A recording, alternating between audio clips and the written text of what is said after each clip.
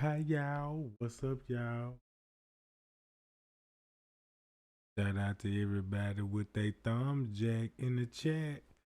And look, I want to start it off like this because I just want to know to let y'all know, man, y'all know this run deep, right? Everybody know that. Everybody know Bill Camary Connect the celebrity.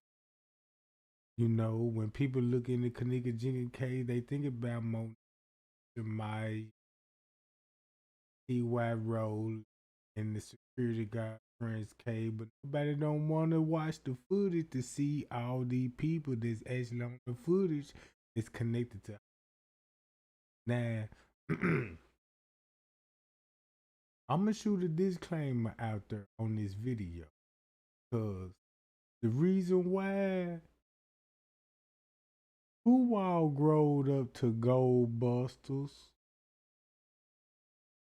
I know I was raised up one of, know what I'm saying, love the Gold Busters. Man, they're my favorite movies. There's a lot of us favorite movies. I don't know about some of y'all. I know I was raised up about Gold Busters and the little slime green man. And I was like, when we kids, you know what I'm saying, we look at that like, yeah, that's a good ass movie. But these actually real characters. Just say if Trey Gang exists back in the year 130 BC, right?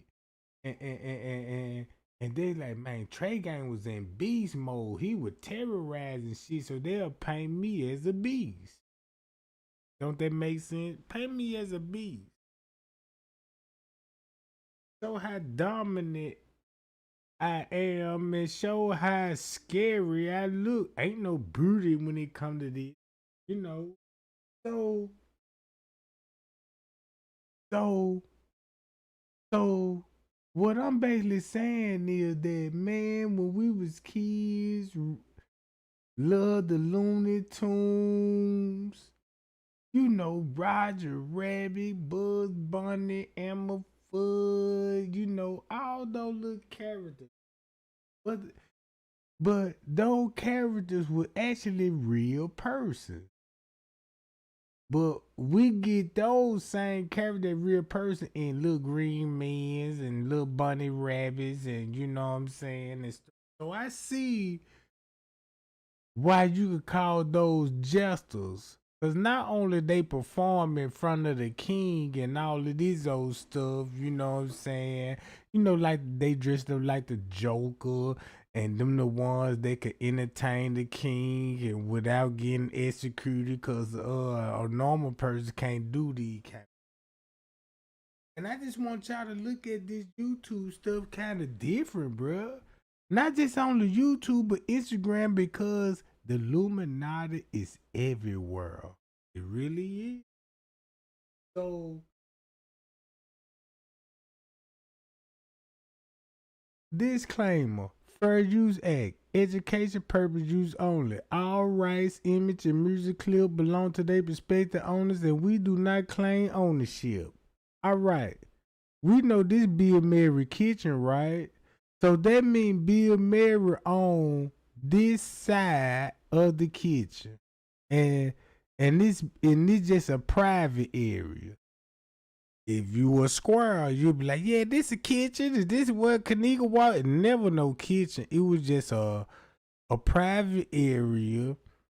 And on the back side of this private area, they just got a buffet set up. You would think it's a kitchen because, that's where the food come in at, you know what I'm saying? It's like when you go to a buffet restaurant and you go down the line, but like, yeah, look at the wings and you know what I'm saying, the fries. I'm gonna give me some of these goddamn hog maw. That ain't the kitchen, is it? It's a buffet line. So that's all you seeing right here. It's a buffet line.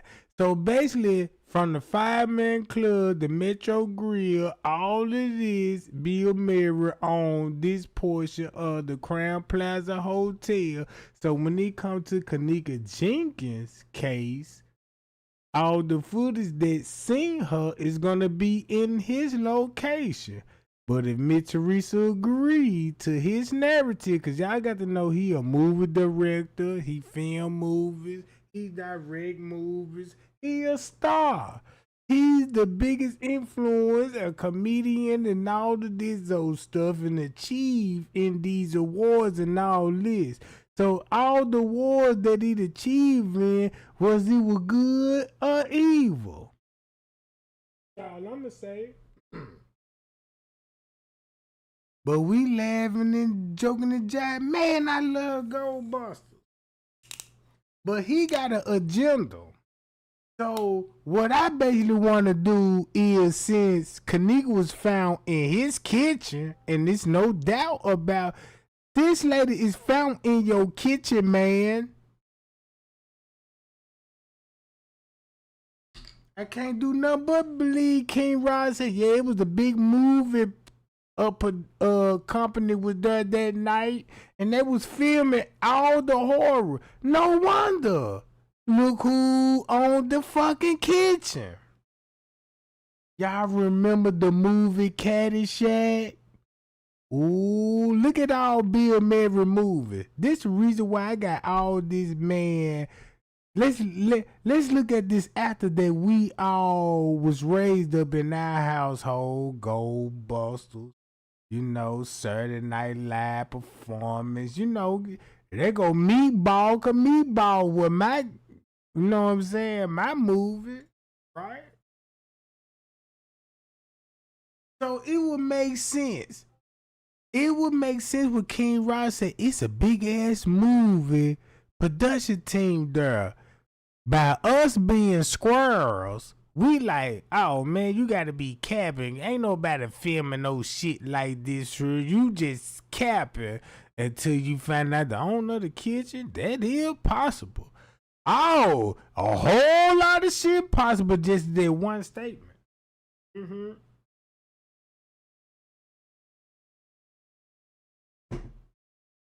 So let's get to know who Bill Murray is and what's conspiracy theories that surround him. That is a white man that came through your TV channel.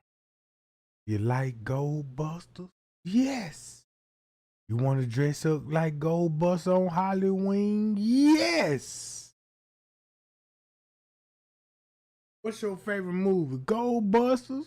Who you gonna call? Goldbusters! Nah, you finna call Trey Gang, that goddamn it. Call me, Bill Murray. Once you see this, you need to call me immediately. Cause you know it's over with.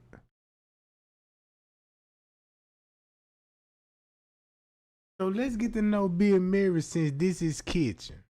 Since we get to know this is kitchen, and this where a body was found, and everybody, you know, like conspiracy theories, everybody in the Illuminati stuff, everybody into the Freemasonry, everybody into this stuff. You see video, documents, you know, you see all of these things. Now look how it would take place in real life when it comes to a real Illuminati expert. Hey, I'm finna give them Goldbusters. These motherfuckers just don't know that I'm finna, we finna run plays. Don't you know the same play? Watch this. The same play Bill Murray ran on Kenneka and her family. It's the same play he been running for years and making movies about it. Do they hit different? The same play that he ran on Kenneka, Living Nora, Missouri, the whole west side of Chicago, is the same play he been doing this for years. You just don't be a star for nothing. Nah, you don't be no star because you just made a good ass movie. Don't you know all those movies in real life event Just check it, put it like this here. Since we were raised about Gold Busters, let's go to Gold Buster movies and see what it was really about. It better not be about no hotel and they looking for a motherfucker.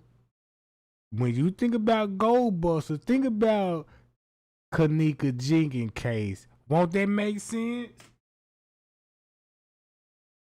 I just want to know before I start the video, because if you interested, get those likes up. If you read Gold Busters right now, the movie and what it's all about, because we were raised off that we was kids. We saw the movie. We saw all of them, right? As kids growing up. Think about the Kenneka Jenkins case, why she was murdered. Think about when it came to the organs. And think about the character. You know, it was a shadow man.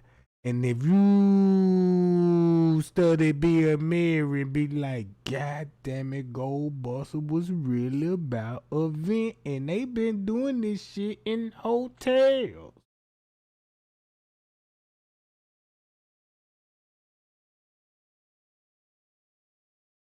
Shit. That's why I got this screen set up just like this here. This what he owned. This area of the Crown Plaza Hotel. And let's get a full background of the people that we was raised up on, manipulated us, came through our electricity, because that's where Satan come in there. Electricity like a lightning bolt. That's thunder, right? Lightning bolt. That's why you got electricity, because Satan could come in electricity, because he got to come through your TV. You got to get your power on and all of this old stuff, so the Satan could come in your household. And you could just basically go outside and worship God, but now keep it in the house. Because Satan don't want to know what the word, he don't want to talk outside his word, so he'll speak through your phone, you know, your TVs, your internet, you know, all that stuff, right? I'm learning like a motherfucker. Man, I'm learning like a motherfucker right now. So, with that being said, I'm finna mute my microphone. And I just want y'all to just listen. A background check on Bill Mary. And when it comes to the movies, you can't visualize Kenneka death in one movie. At least one movie. It could be any movie, but at least agree with one movie. Be like, man, that sound like Kenneka death. That sound like the Kenneka case. Watch this. James Murray, born September 21st, 1950, 2, is an American actor and comedian, known for his deadpan delivery in roles ranging from studio comedies to independent dramas. 3, he has received several accolades, including a BAFTA Award, a Golden Globe Award, and 2 Primetime Emmy Awards, as well as a nomination for an Academy Award. Murray was awarded the Mark Twain Prize for American Humor in 2016. 4. Murray became a national presence on Saturday Night Live from... Let me add a little more spice in the recipe. Look at his background as a Royal Order jester, making his way up into Hollywood to be a star. That's where you get comedy from. If you didn't know, that's where you get comedy from. Because they can dress up in front of the kings like jokers. Like when you play spades, you got the big joker, the little joker. You know what I'm talking about? And you got the Jets in the palace. They doing all plays and performances in front of the king. Just think about this shit. Hold up. From 1977 to 1980, receiving a Primetime Emmy Award for Outstanding Writing for a variety series. He established his stardom by acting in a string of successful comedy films, including Meatballs, 1979, Caddyshack, 1980. Stripes, 1981. Scrooged, 1988. What About Bob, 1991. And Groundhog Day, 1993. He also had supporting roles in Tootsie, 1982, Little Shop of Horrors, 1986, Ed Wood, 1994, Kingpin, 1996, and Osmosis Jones, 2001. Murray also starred as Dr. Peter Venkman in Ghostbusters, 1984. Oh, he started off as the doctor in Ghostbusters? As Dr. Peter? Dr. Peter, right? And we know something about organ harvesting when it comes to the Kenneka Jenkins case. That's the biggest conspiracy theory. Did they take her kidneys or organs or brain or any kind of body fluids or parts after her death? Yes, we got to prove it though. And the only way we could prove it, do a background check on Bill Mary that she was found in that kitchen. So when you think of Ghostbusters Dr. Peter, think about the Kenneka Jenkins case. 1984, and Ghostbusters 2, 1989, and has reprised his role in various projects within the Ghostbusters franchise. He has done voice acting work in films such as Garfield, 2004, Garfield, A Tale of Two Kitties, 2006, Fantastic Mr. Fox, 2009, The Jungle Book, 2016, and Isle of Dogs. Just listen to the titles of these movies, cause when we was kids and raised up to teenage to grown adults to our parents and they were raised up on this stuff, you got to look at it that every movie was based off some type of event that actually happened in real life, but they make a movie and make a skit, a comedy out of it, like Ghostbusters. No wonder why Mitch Reese and them. Won't you think where would a movie script would come from that Mitch Reese got to stick to? Y'all, she was, you know what I'm saying? She wasn't murdered like what she murdered. You know, she was walking. She needed help. And Mitch Reese voice, she needed help, and nobody wasn't there to help her. So they gave us a long ass rap before you get to Bill Murray to figure this shit out. So once you study the route, this how you finna really do some top-notch investigation. Cause you're gonna be like, wait a minute. If you got a stage Kenneka route from going here to go there to another part of the kitchen where it's linked to a trash dock, and say she made a big ass circle and come out here, bump back just to go back in and go in the kitchen, and I listen to everybody narrative when it came to the Kenneka Jenkins case, and like, damn, these motherfuckers sound like a script. No wonder why everybody is in conspiracy mode. What movie script will come from if it happened in his motherfucking kitchen? It's a secret. This is what these people don't want us to know. Hey, man, this man is connected to the hood. Hey, yeah, you know, man, I see you was in this studio and I seen the little video of you could fit good in my character. Yeah, you know, come meet me in my hey, look, check this out. You know what I'm saying, man? Look, you want to be famous? Yeah, I want to be famous. What you willing to do to be famous? I'm willing to do anything. You willing to kill a motherfucker? Yeah, I'm willing to kill a motherfucker. So you willing to kill a motherfucker? I want you to kill your goddamn daughter. Huh? Yeah, I want you to kill your motherfucking daughter, and we're gonna do it at my hotel, you know, at my restaurant, you know what I'm saying? And I wanna film this snuff film, and it's gonna be a movie, and this thing, you know, this why you got Kenneka phone, and the first text said, you wanna go to the show with the hood tonight?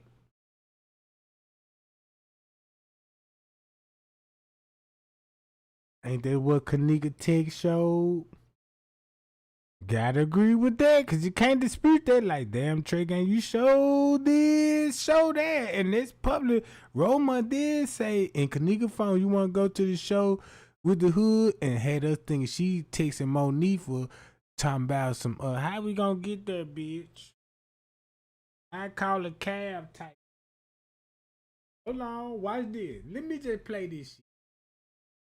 Dogs, 2018. He has frequently collaborated with director Wes Anderson, acting in 10 of his films starting with Rushmore, 1998, followed by roles in films such as The Royal Tenenbaums, 2001, The Life Aquatic with Steve Zissou, 2004, Fantastic Mr. Fox, 2009, Moonrise Kingdom, 2012, The Grand Budapest Hotel, 2014, and Isle of Dogs, 2018. Whoa. Man, we might need to go to that movie and see what that movie is about. We need to go to that movie and see what that movie is about. Right here. In a hotel. Now this finna get interesting, cause now I'm dying to watch this movie. 2018, he played an aging actor in Sofia Coppola's dramedy Lost in Translation, 2003, earning Golden Globe and BAFTA awards as well as a nomination for the Academy Award for Best Actor. He also acted in films such as Broken Flowers, 2005, Zombieland, 2009, Get Low, 2010, Hyde Park on Hudson, 2012, St. Vincent, 2014, On the Rocks, 2020, and The Friend, 2024. Early life. Edit. Murray was born on September 21st, 1950, in Evanston, Illinois.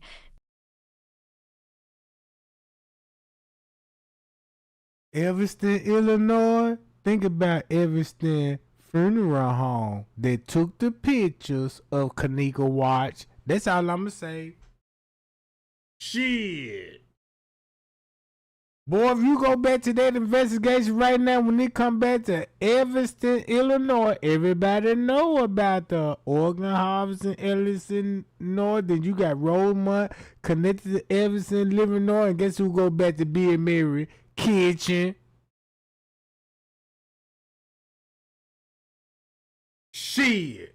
You can't say Trey ain't on top of his shit. And then look, when you think about H&H Homes with his hotel, and they changed it to a post office, and happily he worked as a mail clerk.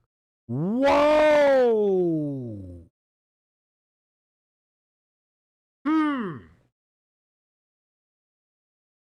Shit, this is why I'm trying to wake everybody up on this shit. And this one connection, just Kenneka Watch alone, everybody saw the evidence that Rosemont put out. This to watch, snap it in the bag, and we finna get to Miss Teresa. And they said this from Evanston Funeral Home. The person that you saw that collected by that Kenneka, guess what funeral home they came from? Evanston Funeral Home. And guess who over the is? Yeah.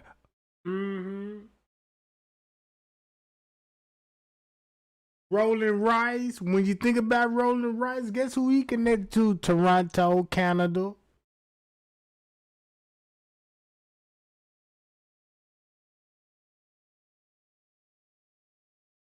Shit. Evanston Funeral. You cannot forget. Y'all remember T Slade? Tell me, yeah, y'all know T Slade, that little broad, right? Y'all know she on Twitter and shit and Instagram and getting them views up and manipulating everybody, right? No, she from Evanston. Latasha Evans. You know what I'm talking about? Latasha Evans. And she already told, yeah, I'm from Evanston, you know what I'm saying? Illinois. And she the one that told me, like, yeah, Trey Gang, I know Kenneka brother. I'm like, yeah, and keep this in mind. There was the little boy named Corey Martin, and come to find out that ain't even the brother. Mm.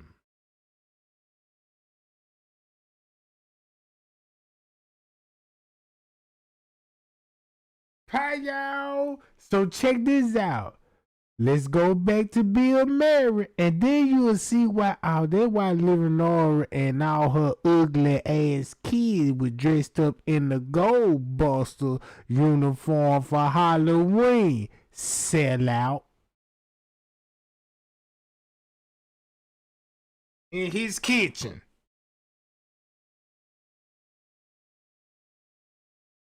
Now you got a trail. Evanston. I'm interested.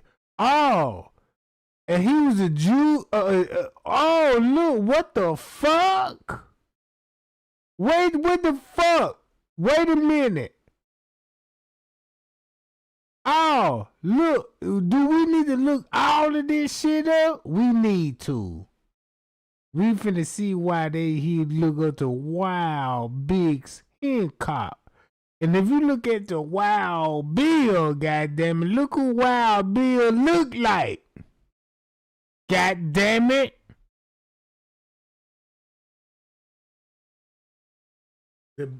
Even the Bible speaks. When you plant a seed, it produces after its own.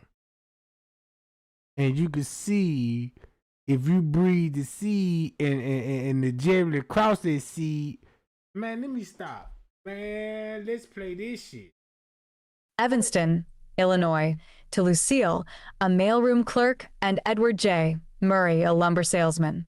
He attended Loyola Academy, an all-boys Jesuit school in Wilmette, Illinois, a northern suburb of Chicago. 6. Murray and his 8 siblings grew up in an Irish Catholic family. 7. His paternal grandfather was from County Cork, while his maternal ancestors were from County Galway. 8. 3 of his siblings, John Murray, Joel Murray, and Brian Doyle Murray, are also actors. A sister, Nancy, is an Adrian Dominican nun in Michigan. She has traveled the United States in 2 one-woman programs, portraying Catherine of Siena and Dorothy Stang. 11, his brother Ed Murray died in 2020. 12, their father died in 1967 at the age of 46 from complications of diabetes, when Bill was 17.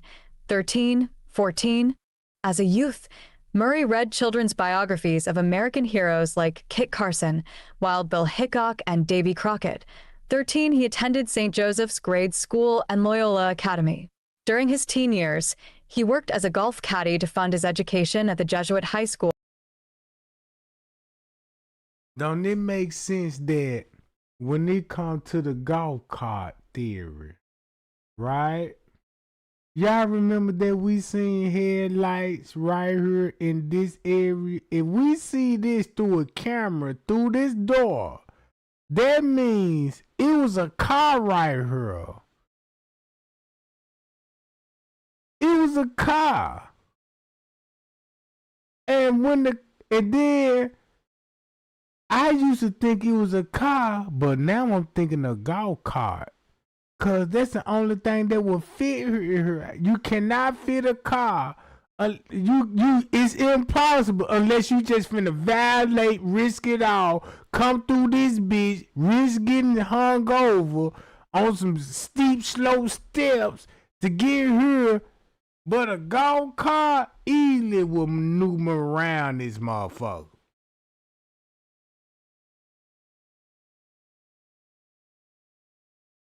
Come on now. We saw the headlights. And don't you know what was strange about the headlight? Well, it ain't even no strange. If you a hood nigga from the hood, right, you be outside at night, just say you trapping, you know what I'm saying? You could be a hood female looking for a trap nigga, like, damn, these niggas over here getting money, let me go over here, everybody watching head, like, what car that is? Cause when I was coming up in the hood, we could identify your car by the headlights, the motor sound, you know what I'm saying? Oh yeah, that's a little Hyundai coming down the street. Oh yeah, that's a muscle car. You know what I'm saying? Shit like that, right? So it gotta be a golf cart, cause that's when security would come into play. And this in Be a Mary Kitchen. This in Be a Mary Kitchen. Why is we seeing headlights at the back door here? And if you look at the view, the headlight's gonna be right here. All of this supposed to be lit up, but mysteriously it's dark. Look at all these lights that you supposed to have. Every light, you supposed to have a light right here. When customer come in, you know what I'm saying? It ain't like you get into the house and shit like that. I forgot to cut the porch light on. That's just like going to McDonald's and getting out your car in the parking lot, lights off. Damn, well shit, the lights off, don't go do this area. And remind you, the pool is right here.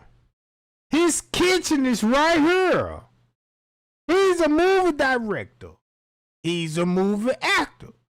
Once you think about Mitsubishi narrative, Living Normal narrative, and the YouTuber narrative, like Straight Drop King Rob, Greg Hughes, and Mitsubishi family like Jazz, Quell and them, you know what I'm saying? All them folks, man, them folks stuck to the strip and gave us into a movie, into a fucking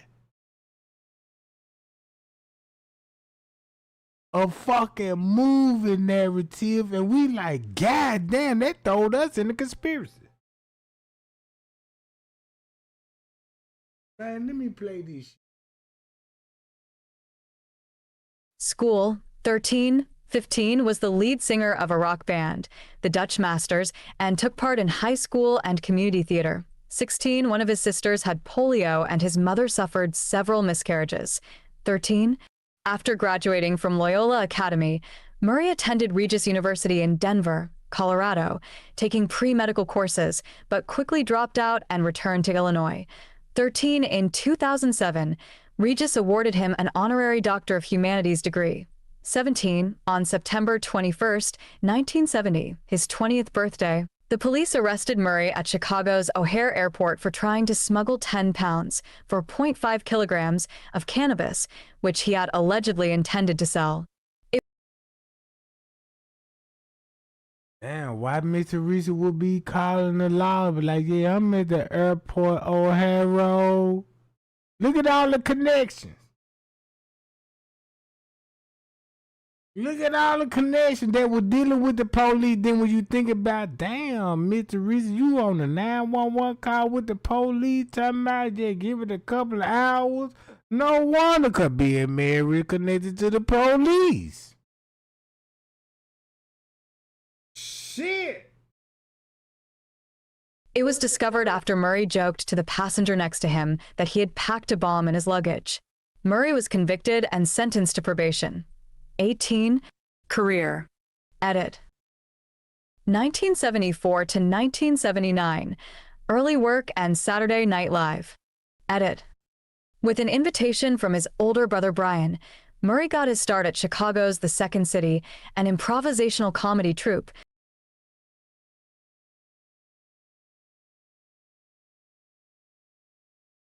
Watch this. Which one of these would be Bill Murray brothers? That's all I'ma say.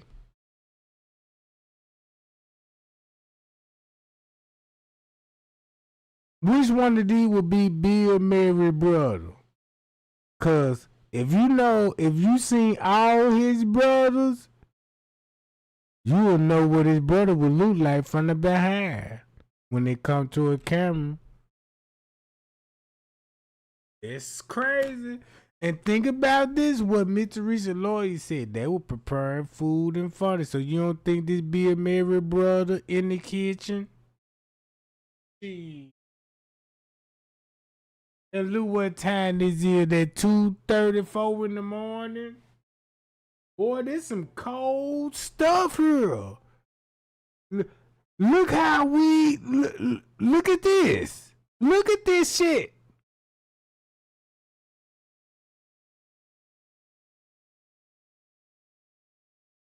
That's one of Bill Murray brothers. And then look where everybody will be going. Won't that make sense now? You got Bill Murray brother here, and then look, make it so bad. Just look up Bill Murray brother. Was it with him? He got another brother. He got another brother. It ain't him, but the other brother is him. Gee, this how much research I done. This our favorite actor on Goldbuster named Dr. Peter.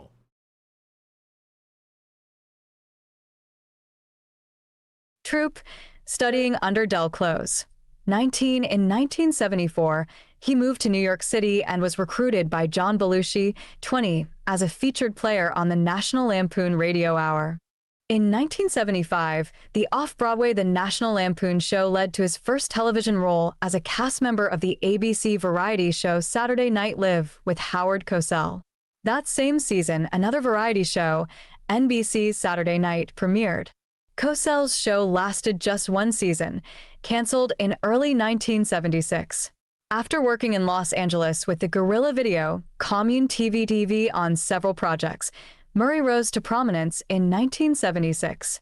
He officially joined the cast of NBC's Saturday Night Live for the show's second season, following the departure of Chevy Chase. 21 Murray was with SNL for 3 seasons from 1977 to 1980. Citation needed: a Rutland Weekend Television sketch Monty Python's Eric Idle brought for his appearance on SNL developed into the mockumentary All You Need Is Cash, 1978. Murray appeared as Bill Murray the K, a send-up of New York radio host Murray the K, in a segment that parodies the Maysles Brothers' documentary The Beatles, The First U.S. Visit. During the first few seasons of SNL, Murray was in a romantic relationship with fellow cast member Gilda Radner. 22, Murray landed his first starring role with Meatballs, 1979. 1980 to 1993, work with Harold Ramis. Edit. Murray, right, with Paul Binder in 1989. In the early 1980s, he collaborated with writer-director Harold Ramis and starred in a string of box office hits, including Caddyshack, 1980, and Stripes, 1981, and had a role in Tootsie, 1982. He portrayed Hunter S. Thompson in Where the Buffalo Roam, 1980. Murray was the first guest on NBC's Late Night with David Letterman on February 1st, 1982. He later appeared on the first episode of The Late Show with David Letterman on August 30th, 1993, when the show moved to CBS. On January 31st, 2012, 30 years after his first appearance with Letterman, Murray appeared again on his talk show. He appeared as Letterman's final guest when the host retired on May 20th, 2015. 23. Murray began work on a film adaptation of W. Somerset Maugham's novel The Razor's Edge. The film, which Murray co-wrote, was his first starring role in a drama. He later agreed with Columbia Pictures to star in Ghostbusters, in a role originally written for John Belushi, to get financing for The Razor's Edge. 24. Ghostbusters became the highest-grossing film of 1984 and, at the time, the highest-grossing comedy ever. 25. The Razor's Edge, which was filmed before Ghostbusters was released, was a box office flop. Citation needed. Disappointed over the failure of The Razor's Edge, Murray took a hiatus from acting for 4 years to study philosophy and history at Sorbonne University, frequent the Cinematheque in Paris, and to spend time with his family in their Hudson River Valley home. 20. During that time, his second son, Luke, was born. 13. With the exception of a cameo in Little Shop of Horrors, 1986. He made no film appearances, but participated in public readings in Manhattan organized by playwright-director Timothy. Let's go to Goldbusters, and I want you to see what I mean about Goldbusters. Do this sound familiar when it comes to the Kenneka Road? Let's just go and let's just see what the movie was basically about. It better not be no hotel environment with a green man that nobody can't see but them, and he is Dr. Peter.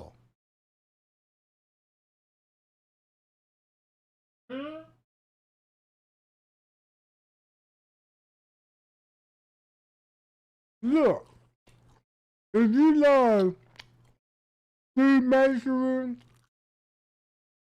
conspiracy theory, Illuminati, act like you don't see this shit. Look.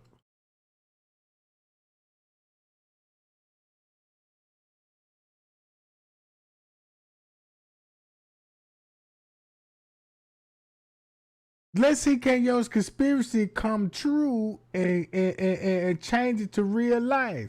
Think about the Kenneka Jenkins case right now. Timestamp, Shadow Men, Straight Drop, Bill Mary, Kitchen, the Family, police department. Watch this. Ghostbusters is a 1984 American supernatural comedy film directed by Ivan Reitman and written by Dan Aykroyd and Harold Ramis. It stars Bill Murray, Aykroyd, and Ramis as Peter Venkman, Ray Stantz, and Egon Spengler, three eccentric parapsychologists who start a ghost-catching business in New York City. It also stars Sigourney Weaver and Rick Moranis and features Annie Potts, Ernie Hudson, and William Atherton in supporting roles. Based on his fascination with spirituality, Aykroyd conceived Ghostbusters as a project starring himself and John Belushi, in which they would venture through time and space battling supernatural threats. Following Belushi's death in 1982, and with Aykroyd's concept deemed financially impractical, Ramis was hired to help rewrite the script to set it in New York City and make it more realistic. It was the first comedy film to employ expensive special effects, and Columbia Pictures, concerned about its relatively high $25 to $30 million budget, had little faith in its box office potential. Filming took place from October 1983 to January 1984 in New York City and Los Angeles. Due to competition for special effects studios among various films in development at the time, Richard Edlund used part of the budget to found Boss Film Studios, which employed a combination of practical effects, miniatures, and puppets to deliver the ghoulish visuals. Ghostbusters was released on June 8, 1984, to critical acclaim and became a cultural phenomenon. It was praised for its blend of comedy, action, and horror, and Murray's performance was often singled out for praise. It earned at least $282 million worldwide during its initial theatrical run and was the second highest-grossing film of 1984 in the United States and Canada, and the then highest-grossing comedy ever. It was the #1 film in U.S. theaters for 7 consecutive weeks, and one of only 4 films to gross more than $100 million that year. Further theatrical releases have increased the worldwide total gross to around $370 million, making it one of the most successful comedy films of the 1980s. In 2015, the Library of Congress selected it for preservation in the National Film Registry. Its theme song, Ghostbusters by Ray Parker Jr., was also a #1 hit. With its effect on popular culture and a dedicated fan following, the success of Ghostbusters launched a multi-billion-dollar multimedia franchise. This included the popular animated television series The Real Ghostbusters, 1986, its follow-up Extreme Ghostbusters, 1997, video games, board games, comic books, clothing, music, and haunted attractions. Ghostbusters was followed in 1989 by Ghostbusters 2, which fared less well financially and critically, and attempts to develop a second sequel paused in 2014 following Ramis's death. After a 2016 reboot received mixed reviews and underperformed financially, a second sequel to the 1984 film, Ghostbusters: Afterlife, 2021, was released, followed by Ghostbusters: Frozen Empire, 2024. Plot. Now, did y'all hear that about being married? Right? So when you think about, we in the movie Ghostbusters, do anybody agree with me when I say this? When you think about Gold Bus movie, then they had us chasing a shadow man. Somebody grabbing her right here, boom. It's a fight right here. Oh, they carrying her right here. We just seeing nothing but ghost images. And the reason why we'll see this shit because shit, look what we was raised up off of. It makes sense. I got it, Mr. Reese. They watch Gold Busters and this gonna put them in conspiracy theory in it. Boy, this finna be. They knew how much money this shit was gonna be worth before they killed her.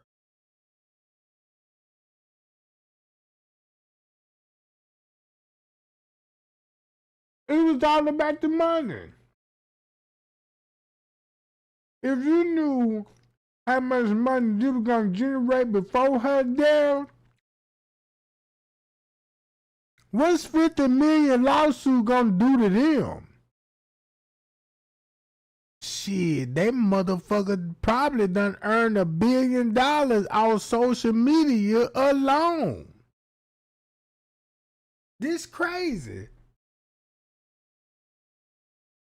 What was the little green men? Check this out. Who's the little green men, right? Hold on, let's go to the little green men. Ain't that's Bill Murray? He the doctor. And Trey Gang told y'all, I was like, y'all, I did background check on everybody at the front desk, and I'm like, man, these people went to school for surgery and dropped out the motherfucker. Like, why would you go to school for surgery and earn your bachelor's degrees in mortuary science all this just to drop out? You just want to learn something to get away with murder. And once you get away with murder, you can trick the public.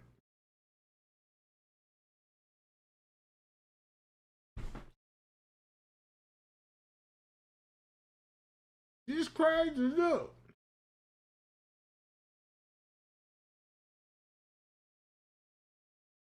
Look at all the characters. Remember the ghosts? Look how real it is now. This was a soul of a dead person that believed people to be able to pure living. Boy, look at this shit.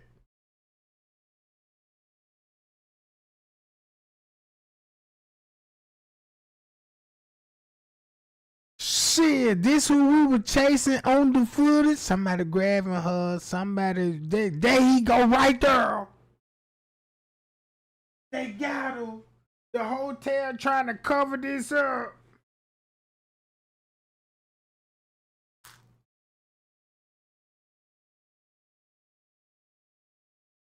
That's what made 54 Keys, Kilo Brown, Straight Drop, Greg Hughes and them so famous because they gave it to us like this. Look. Plot. This Edit. the plot. After Columbia University parapsychology professors Peter Venkman, Ray Stantz, and Egon Spengler experienced their first encounter with a ghost at the New York Public Library, the university dean dismisses the credibility of their paranormal-focused research and fires them. The trio responds by establishing Ghostbusters, a paranormal investigation and elimination service operating out of a disused firehouse. They develop high-tech nuclear-powered equipment to capture and contain ghosts, although business is initially slow. That means this your definition. Who you gonna call at a time like this here? You ain't gonna call the police. You gonna call Gold Busters.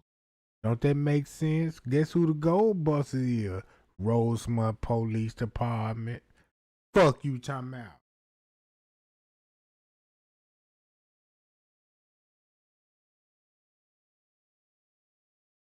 Following a paranormal encounter in her apartment, cellist Dana Barrett visits the Ghostbusters. She recounts witnessing a demonic dog-like creature in her refrigerator utter a single word, Zol. Ray and Egon research Zol and details of Dana's building while Peter inspects her apartment and unsuccessfully attempts to seduce her. Damn, what refrigerator got anything to do with this? What? Created a demon dog? Like, go to D3.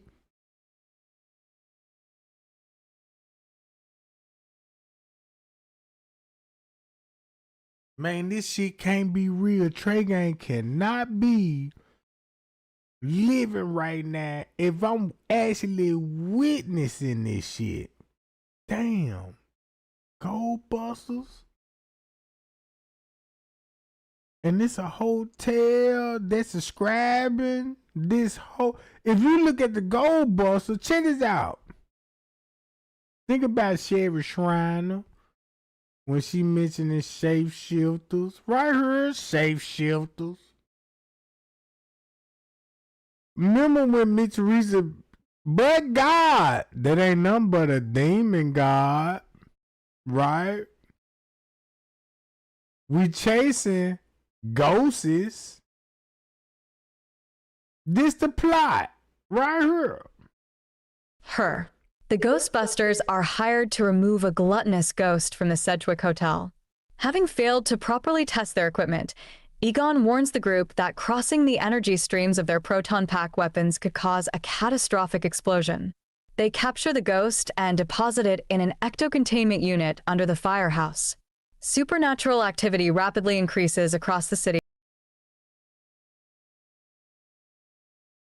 Firehouse? No wonder why you got the fireman club. No wonder why they said, yeah, this shit will be going down in the hotel. Hotel, firehouse, Crown Plaza. You don't see the connection now? This is a Freemasonic hotel and they do rituals in here. This is a Freemasonic and they bring their brothers in here and they bring people in here to sacrifice. Yeah. And I'm willing to die behind this shit just because I'd rather die behind this shit of the truth instead of dying or being a fool.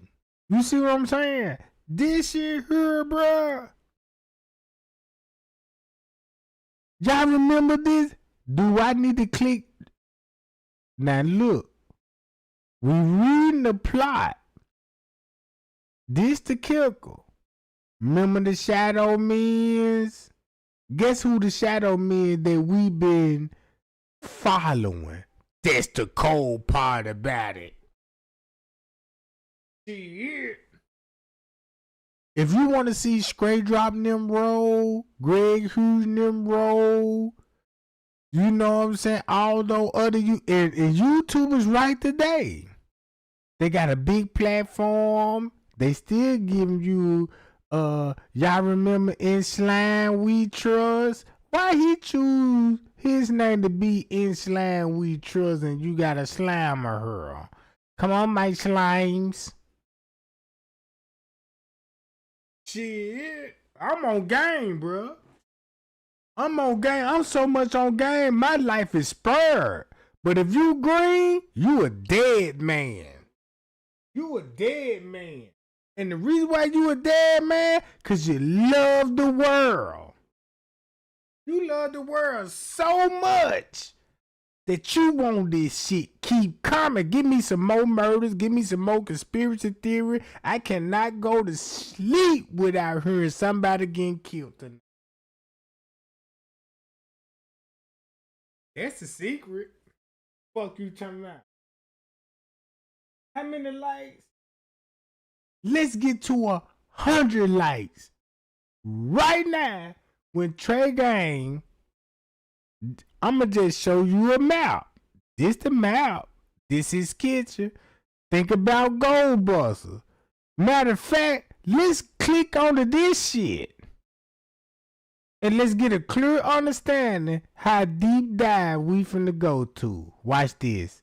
This who Slimer, we were chasing. originally referred to as the Onion Head and sometimes the Mean Green Ghost and the Ugly Little Spud, is a character from the Ghostbusters franchise. He appears in the films Ghostbusters 1984, Ghostbusters 2, 1989, the remake Ghostbusters, 2016, and Ghostbusters Frozen Empire, 2024. In the animated television series, The Real Ghostbusters Slimer, and Extreme Ghostbusters, and in the video games, Ghostbusters, the video game, 2009, Beeline's Ghostbusters, 2013, Ghostbusters, Spirits Unleashed, 2022, and Ghostbusters, Rise of the Ghost Lord, 2024. Slimer was voiced by Ivan Reitman and Adam Ray in the films and by Frank Welker in the animated series. In The Real Ghostbusters, he is the Ghostbusters mascot and friend. Ghostbusters Afterlife, 2021, instead features a similar ghost named Muncher. Creation and conception. Edit. Ghostbusters. Edit. Slimer, as initially designed by Steve Johnson and decades later, restored by Tom Spina Designs Incorporated in 2012. During the pre-production of Spoiler alert. Don't you know this same creature they said somebody created, but they created this same creature out of a real person? This actually a real person. But they gave us a slime man and make a comment out of it. This is like me, I'ma kill your mammy, and your mammy death finna go viral, and I'ma have everybody chasing the little green men on the footage like Shadow Men's on the footage, but in reality, the Shadow Man is very real, and that's what he known for, is doing shit like this at a hotel.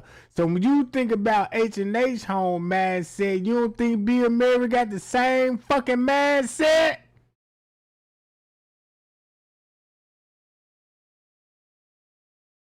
That's crazy. How the fuck you say man, I watch Illuminati. I'm on this shit. Bruh, I'm into this Freemason. If you so much in the Freemason, in Illuminati, now you see the play. You can't call yourself a Illuminati expert or just a seeker if you don't see the play here. It's the play. pre-production of Ghostbusters, Ivan Reitman remarked Slimer was sort of like Bluto in the film Animal House, like the ghost of John Belushi. 1. Special effects artist Steve Johnson sculpted the gluttonous, slimy, green ghost, then known only as the Onion Head Ghost, on set due to the puppet's unpleasant smell. 2. 3. Now commonly known as Slimer. It was not called that until the 1986 animated television series The Real Ghostbusters. 4. The Slimer design took 6 months and approximately $300,000 to develop. 5. 3. It went through many variations, which Johnson blamed on executive interference through micromanagement, constant adjustments, and conflicting notes on how to modify each detail. He said, "In the beginning, they asked for a smile with arms, but before I knew it, give him 13% more pathos, put ears on him, take his ears off, less pathos, more pathos, make his nose bigger. Now his nose is too big, make his nose smaller. Make him more cartoony, make him less cartoony." 3. The day before his deadline, Johnson learned Aykroyd and Ramis had wanted Slimer to be in homage to John Belushi's likeness. With that information and a series of Belushi headshots, Johnson took at least 3 grams of cocaine and believed that Belushi's ghost was visiting him to provide encouragement. Damn, did you just hear that?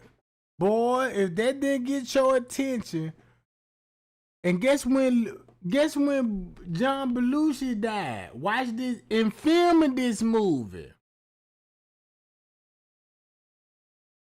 Look how he died.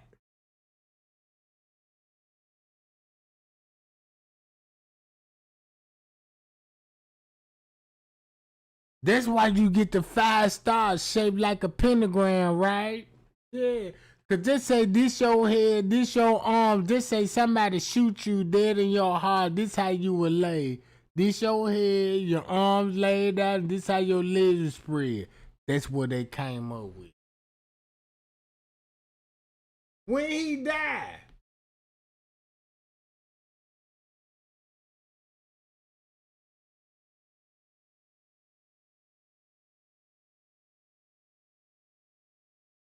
Who's gonna bury you? It gotta be up here. Now look, that's who discovered him. Now you mean to tell me when they were filming the movie Goldbuster, he died on the set? Really not on the set, but in the process of filming Goldbuster, they got something to do with a hotel in the fucking kitchen, and he died at the age of 33.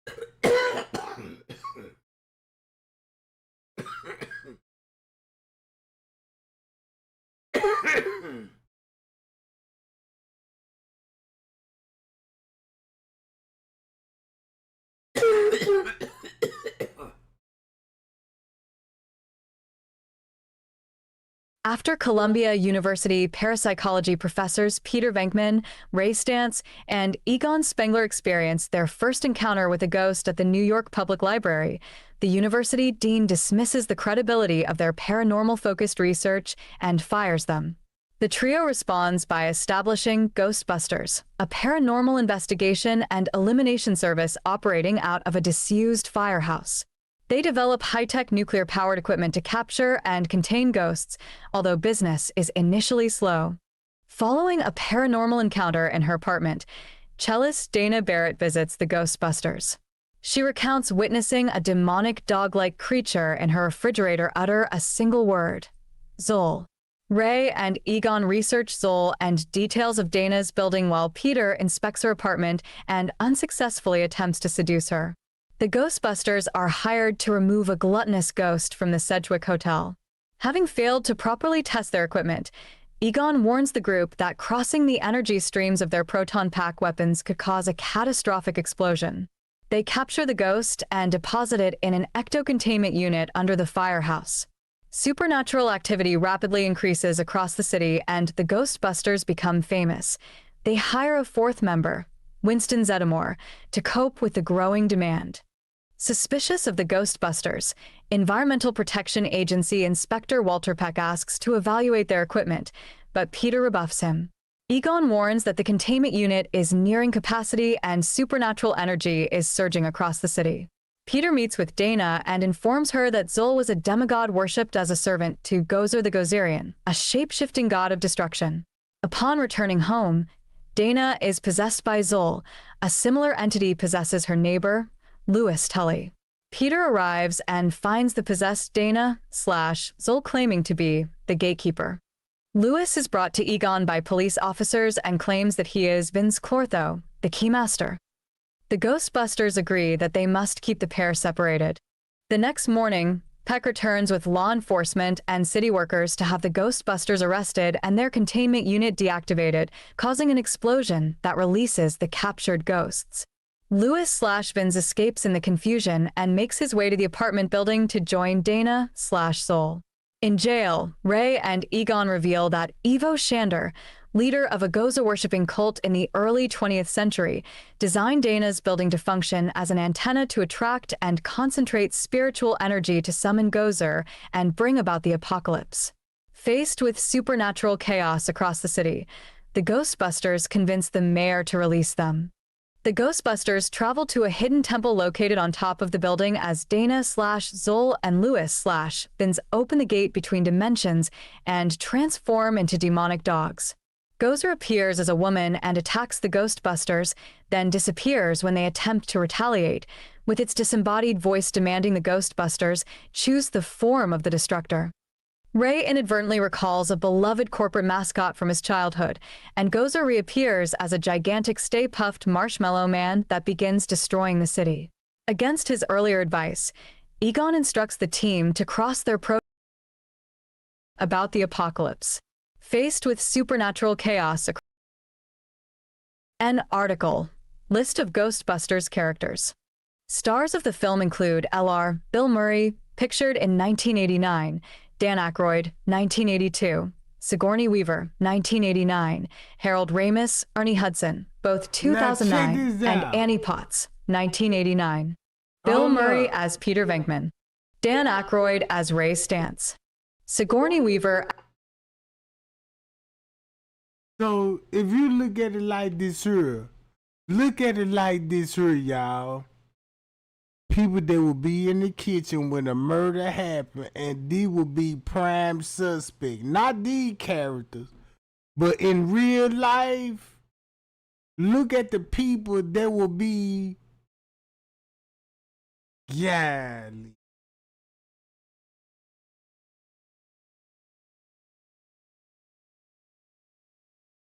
You see what I'm saying? If you look at these like mug shots that the people involved, you be like, damn, they go Bill Murray. Who the fuck is him? Her. Then you do a whole back. That's why you got. That what inspired the movie Ghostbusters. That's crazy. That's what inspired the movie Ghostbusters, because it was based on a real event that they been doing this shit before Christ. This shit ain't nothing new to them.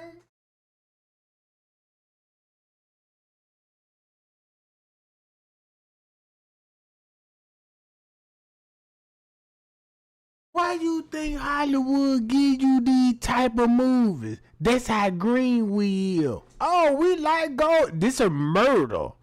A ritual that these people know. This a murder. They done reacted because it was the most famous murder. Just say like you think the Kenneka was found in the freezer. They were the most famous murder. Go look it back into some old murders. It was all the reenactment of the same murder, and they could profit out of it. If Trey Gang come up with a cold ass murder like, damn, Trey Gang made a motherfucker disappear, then Trey Gang beat the case. And look how much publicity and revenue I'm finna gain off that, and you could keep this shit going.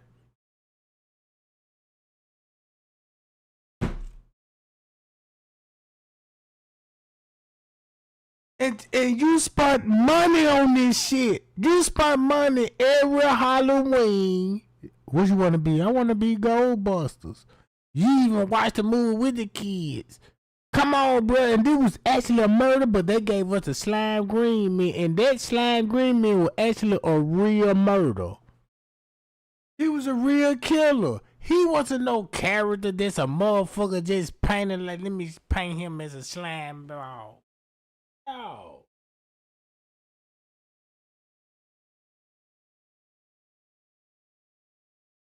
Look.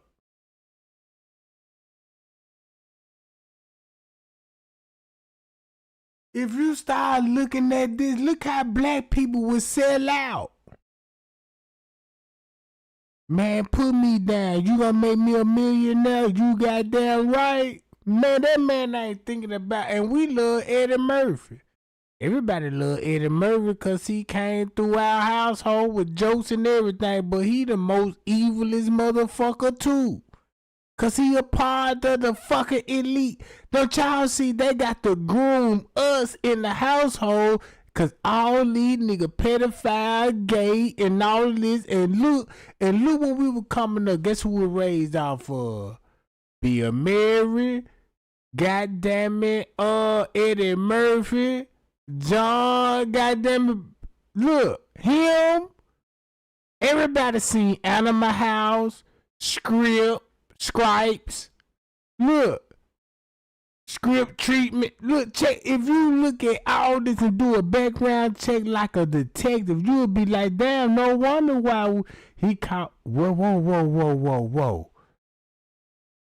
Wait a minute. So you mean to tell me I can go back to his movie and I can solve the Kenneka Jenkins case just because of his mindset? Look, Mr. Risa, we do this all the time. We make movies about this shit. You don't got to be scared of nothing, bitch. Nah, them devils, you know what I'm saying? Y'all just don't current, bitch.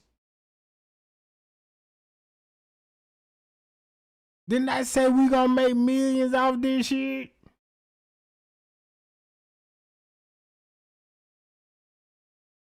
You don't see the pattern now? They said Trey ain't follow the money, but he got a kitchen that Kenneka died in. Why nobody won't believe me? Be like, look, I did some research that nobody never did before. And I was like, look, this is kitchen.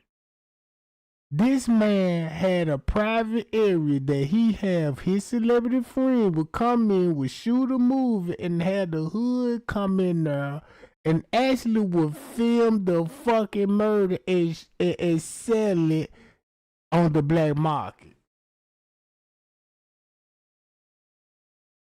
Oh man, the shit that we watching when it come to Kenneka Jenkins, oh, that just little shit. Oh man, that ain't no thrill. You just gonna see motherfuckers coming in. You can expose all the producers and the editors and you know the police chief, the fire department. You expose all of them on footage if you watch the whole 36-hour footage. Then you will see these people. So when Miss Teresa came in there, why you think she needed to extend the narrative extra 10 hours later? Like, yeah, they told her they kicked us out of Bill Mary. This Bill Mary kitchen.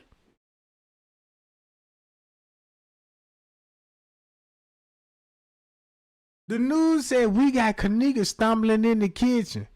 Still his kitchen. Kenneka was last seen where? In Bill Mary kitchen.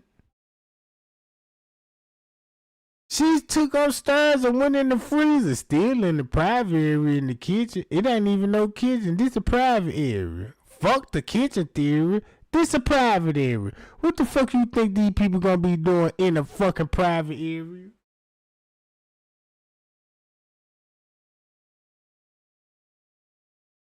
Man, look. When I told everybody, I said, man, do y'all see the people that was in the Kenneka, the YouTubers? And you could type their name in on this website. Same fucking website that Trey Gang was like, man, look, I traced this shit back to a real powerful company. And these people be making movies about this shit. And we buying it and giving in. Nobody don't believe me when I say this shit. Put in Zillionaire. Put in Straight Drop. Put in Miss Teresa. Put in Leonora. Go put in every name that you could think of and come to the Kenneka Jenkins case, and I rest my case. I'm through with it. I'm through with it, bro. Fuck you talking about, cause you don't look, you must don't want justice. Go look.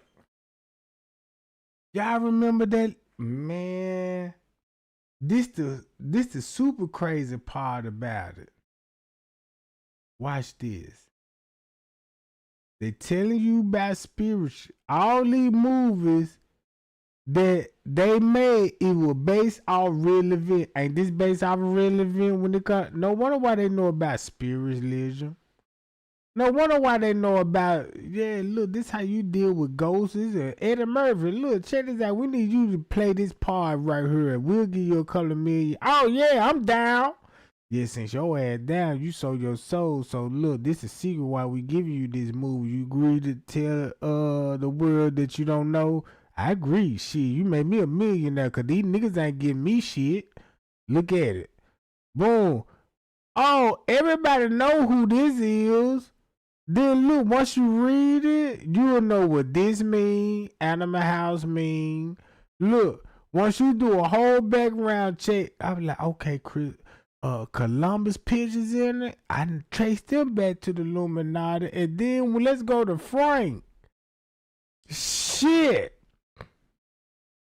So look, When I thought about Frank and I did some more research, when it come to some pedophile shit in the Jeffrey Epstein case, I'm finna end the live with this.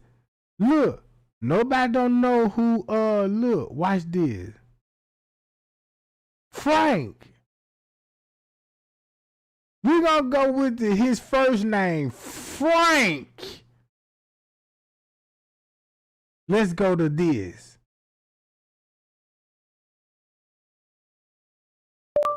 Kevin Spacey, Let Me Be Frank. And watch how Kevin Spacey had, look, when the Jeffrey Epstein case got exposed, listen to the message that he gave to Frank. Fuck you talking about.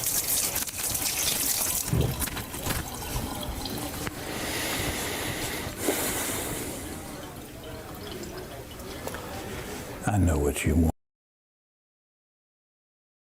And they accused him of sexual assault for the little boy that sued him in the lawsuit. And he knew it was a setup because that's where the boy came from. They set him up with the little boy and he fell for it. And once he fell for it, he called him out. Oh, okay, y'all want to play this role? Bitch, I got power. I know sure, they may have tried to separate us, but what we have is too strong. It's too powerful. I mean, after all, we shared everything, you and I. I told you my deepest, darkest secrets. I showed you exactly what people are capable of. You cannot be a brother of the Freemasonry if you don't know they secrets in their life. You know I could be gay. You know I could be a serial killer. You know my darkest secret that nobody don't know but you and us. Hold on, watch this. You cannot say I showed you this shit. Right here. Frank.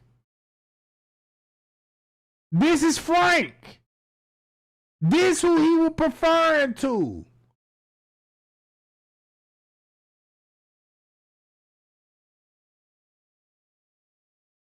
And guess when this happened? Guess when he made that video? Look, if you did research like Trey Gang did, you would be like, damn, this was before the Jeffrey Epstein finna pop off. Cat Williams said, man, the year 2025, goddamn it, whoa. It's gonna be very interesting. Watch what he got to say about Frank and they little secret. I shocked you with my honesty, but mostly I challenged you and made you think. And you trusted me, even though you knew you shouldn't. So we're not done, no matter what anyone says. And besides, I know what you want. You want me back. Of course, some believed everything and had just been waiting with bated breath to hear me confess it all. They're just dying to have me declare that everything said is true and that I got what I deserved. Wouldn't that be easy if it was all so simple? Only you and I both know it's never that simple, not in politics and not in life. But you wouldn't believe the worst without evidence, would you? You wouldn't rush to judgments without facts, would you?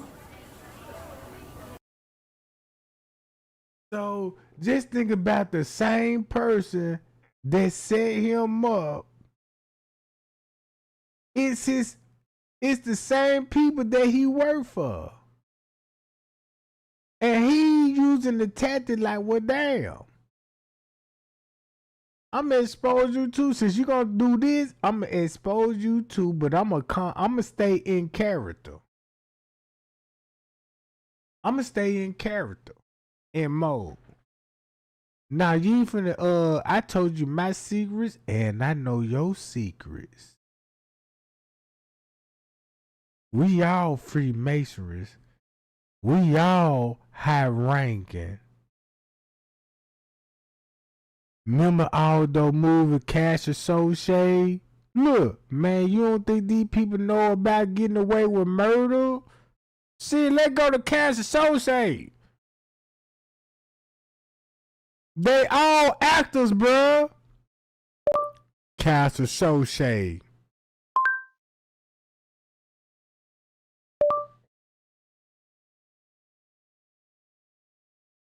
Kevin Spacey, Cash Associate.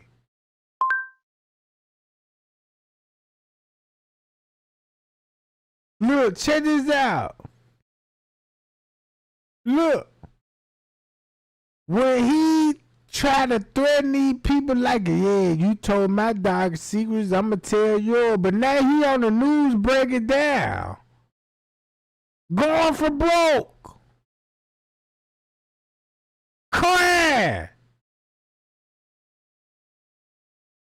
You just know you a small fry. Check this out. Look.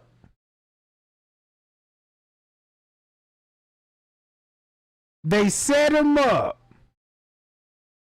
with a boy. This is if you look at the Freemasonry Hoolimation ritual, this is what a Hoolimation ritual look like. If you get out of line, we gonna expose you.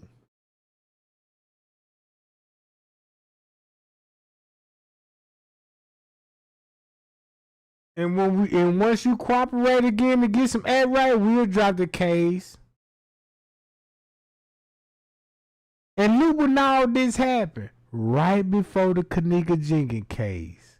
Right before the Kenneka Jenkins case. And that's the strange part about it. Look, Kevin Spacey break down in tears. But you just got through talking like this though. Did you? No, not you. You're smarter than that. Anyway, all this presumption made for such an unsatisfying ending. And to think it could have been such a memorable send-off. I mean, if you and I have learned nothing else these past years, it's that in life and art, nothing should be off the table. We weren't afraid, not of what we said and not of what we did, and we're still not afraid. Because I can promise you this. If I didn't pay the price for the things we both know I did do, I'm certainly not going to pay the price for the things I didn't do. So he basically said, like, why would I pay for the price that something I didn't do, but why I didn't pay the price for something that I did do, and you both know that? Boy, that sound like that, yeah, man. You know I didn't do these things. You set me up because I'm mad at you, you know what I'm saying? And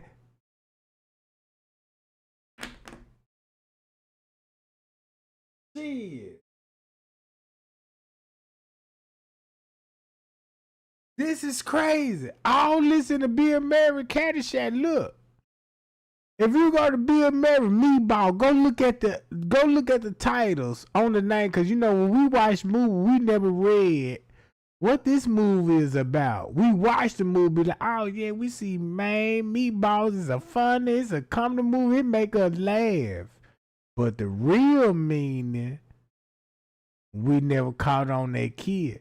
Oh, the Caddyshack, the golf course, ain't this called the Caddyshack? Watch this. Go and look up the Caddyshack and watch this Kenneka Jenkins narrative.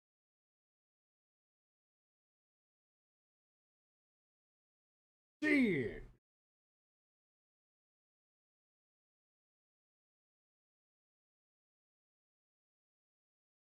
That's why they say, man, look, them motherfuckers ain't gonna read nothing. They just want videos. But if you go to all of these movies, I bet everyone got murder in it. You got the Screws killing somebody. Somebody died in Little Shop of Horror. Some about a Ranger Edge. This about a hotel. Then when you look at all of these titles and go back and watch these fucking movies. Meatball, why you call it meatballs? If I got my mind in the gutter, I know what meatballs mean. Yeah, so shit, when you get the titles and go watch the movie.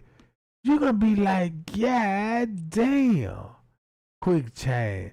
What about Bob?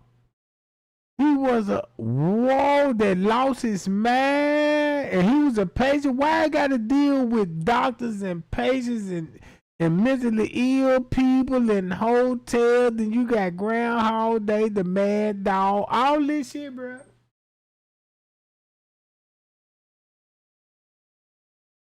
Hold up. Shit, look at the thumbnail. You think this a movie comedy, but if you look at this, boy, this the pyramid. If this the pyramid, look who at top of the pyramid, the bitch. Cause that's where she gonna produce life at. The man's gonna be at the bottom. This is why you might got a kingpin right there. Cause what the eggplant symbolize for? A personal part.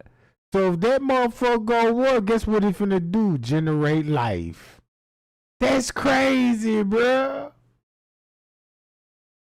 They got symbols hidden in plain sight in the pyramid. Look who would be at the bottom. The balls. You got the balls at the bottom. That's why you got balls at the bottom. Then you got the man penis.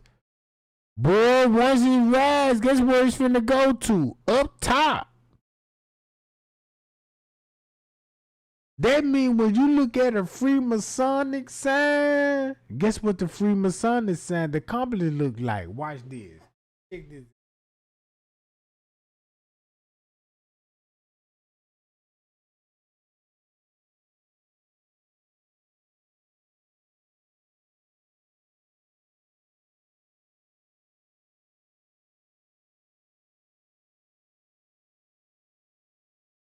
Hold up, watch this right here.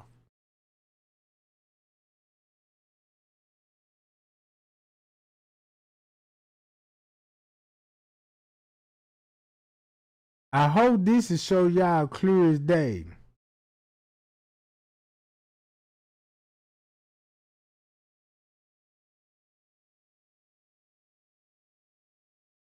If a woman on top, this would be the asshole. Asshole. An asshole is right here. The coochie is right here below the asshole. This is the man legs. Like her woman legs. Look at a woman riding a man. Boom, this what a woman would look like on top of a man. And this what a man legs would look like riding a woman, stabbing her in the goddamn guts. Now you see how Freemasonry work now? Claim that where you got two balls with the eggplant going up in that motherfucker.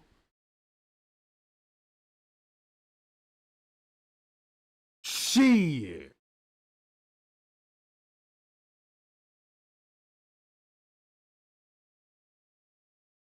Look, that's accomplice. That's why they gave to them, cause for a person that's square, you be like, oh, that's how they build the bricks of the cornerstone of the pyramid and all that. We see that got something to do with that too. But if you want to think about sexual activities, that's why you got accomplice here, and you look at this as sexual act. That's why it produced life. It's a creation. A woman give creation.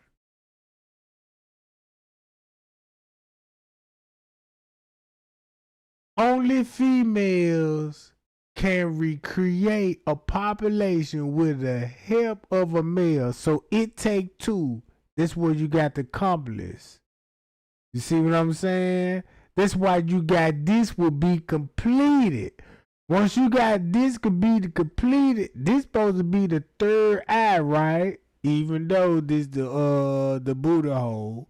But if you think about the third eye, think about if I hit you in the booty with the eggplant, they're still fucking with your plaque gland. Yeah, you love me, bitch. Yeah, I love you. Oh, fuck me hard as shit. I love you. Shit, bitch. I told you I'ma do this shit. And this time you know your mind fucked up because you love this nigga so motherfucking much and he don't mean no good to you. And you like, how the fuck this nigga got control over me? Because guess what he hit you with? The most sensitive part in your body is the coochie that you present life and you abused it. Cause don't nothing supposed to go in there but a man that you want to settle down with and create life with. Not just to give it away and treat the sperm but like, look, I can skeet, bang, bang, and you know what I'm talking about? No, that shit, bro.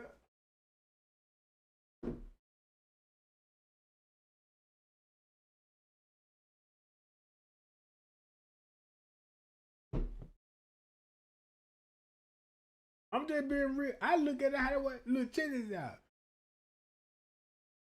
You think a woman would let two niggas while she bent over? Look at this image now.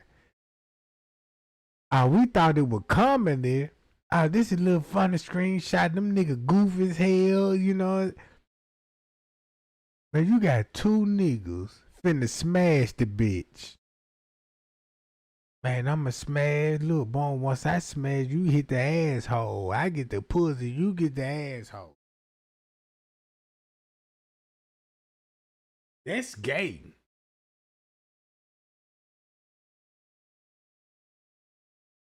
It's gay, man. You know what I'm talking about? I don't want to be in no room with a nigga with my dick hard. You know what I'm talking about? No, I don't give a I don't want to be in the room with my dick hard.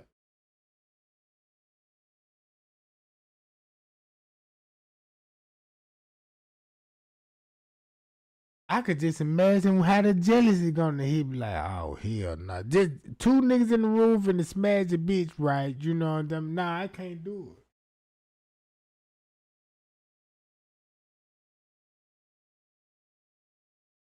Man, I smashed a bitch with my nigga them, you know, we ain't smashed the bitch together, cause if you smash the bitch together, now that's some gay shit. It's a difference between smashing the bitch together, running a train on the bitch. Yeah, go get your, you know what I'm saying? You through? Yeah, I'm finna go in.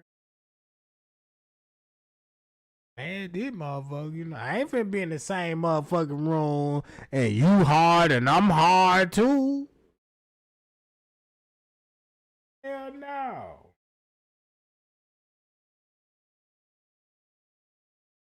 Matter of fact, I don't want to see you fuck the bitch.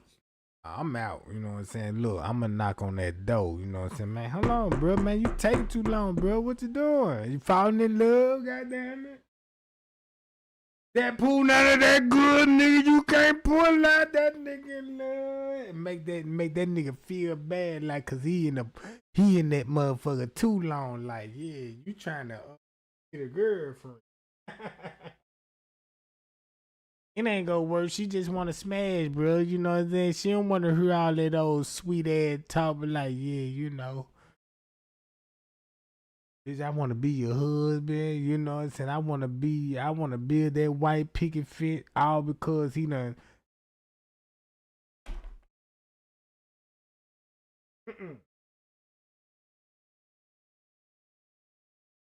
But look at the symbolism. That's all I just want y'all to see.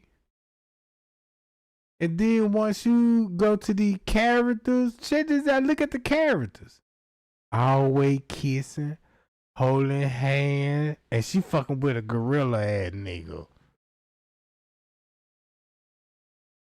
This who she really loves. She like Spider-Man. You look, check this out. Boy, this some crazy shit. How Hollywood got us all fucked up. Yeah, where my bitch at?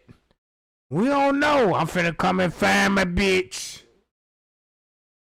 Roar! Then you got an old ass white bitch like, no, you can't fuck with my hoes. And you got Spider-Man coming in that motherfucker. Bitch, I'm finna hit you with the web, bitch.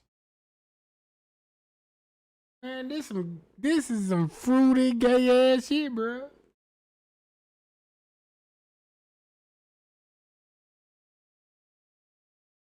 Look at this shit. You been fucking with my hoe, where my bitch is. If you don't tell me where my bitch is, I'ma lick you. And he licking a nigga, and this thing, you know, they fucking with each other. He gave up, like, yeah, man, I was fucking with her, and this thing, you know, well, we finna set her up, and this thing, you know. Yeah, all that old type shit.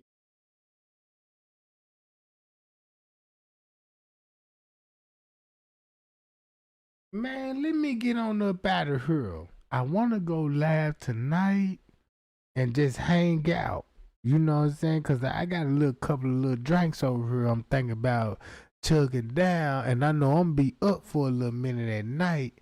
And I just want to go live and just release some frustration off. You know what I'm saying? And just talk shit. You know, not about no creative content, no video. We gonna talk real life and shit. I'm being goddamn for real. I want to get some goddamn pain on my chick, cause y'all just don't know what Trey Gang went through.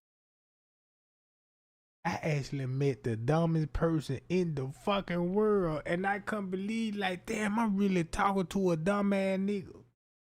And then look, and then look, I'm talking to a dumb, and I bumping this nigga in the grocery store, and and it made me like, damn, man, you got to be the dumbest nigga that I done met. Cause we in the grocery store and you telling, man.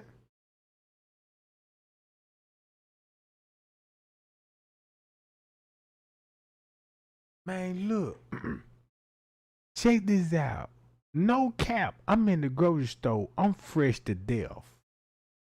I got my wardrobe on 10 times high. You know, like I'm going to a club. That's how fresh I am. Like, damn, what the fuck? Oh, bro, you too fresh. This shit got to be real suspicious. If you coming to this motherfucker too fresh, what the fuck going on? And then look, it was a little chick in the same aisle that I'm on and shit, you know what I'm saying? I'm just trying to, you know what I'm talking about, pick out my little noodles and oodles, you know, cause I'm in the noodle section. I'm like, damn, I need me some little noodles and shit when I don't feel like cooking. Let me give me a little noodles and shit. And then this bitch keep walking by and shit, you know, trying to be seen. Cause she got some little tights on with a fat ass that been hit with a needle. And I'm looking at it, I'm like, damn, look at the ass on her. But when you look at those legs, boy, I know those legs in the near future, she gonna have goddamn bone cancer in them motherfuckers. Man, that booty so big, it look like the motherfucker sitting on stilts, like shit, like a clown. Don't you not like when you go to a circus show and you see those clowns and they got those 17-foot legs and shit? Just imagine that on a pair of beach balls, 2 beach balls with some thin stilts. I'm like, wait a minute, that ain't even cute, boo. And then when she seen me looking at shit, you know what I'm saying, and the way she was seeing me look, cause normally she'll get to look like, if a nigga look at it, they get her the expression like, damn, look at that ass. Ooh, that junk so fake. Hey now, hey Miss Lady, not me. Shit, I asked that bitch, I said, hey now, check this out. I don't mean the beginning of your business, but you know what I'm saying? Who did the booty job? This bitch said she went to Cancun and got the cheeks done. I said, shit, no wonder. Bitch, you went to a Hindu for the rump? No wonder why this whole lumped up. You know what I'm talking about? I'm just concerned, boo, because you know I like fat ass and thick thighs and shit. But if you get that little booty done, you should have got the little inner thigh done. Swell them hoes up too. And then I was like, damn, whoever did the booty job, did you see the certificate on the wall from the health department that he was certified? No, you know what I'm talking about. They went straight to Thailand in the hood. Yeah, you gotta go over here on 59th Street, you know what I'm saying? Holla at $2. $2? And Tuba finna hit you come here for fat ass, right? Yeah, I come here for the thunder romp.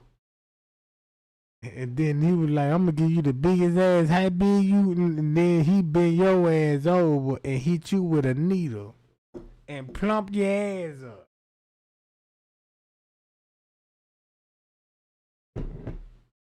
Just don't know, like, damn. My knees finna go out. Now you like, damn, I got knee joints now. My goddamn knees kicking in.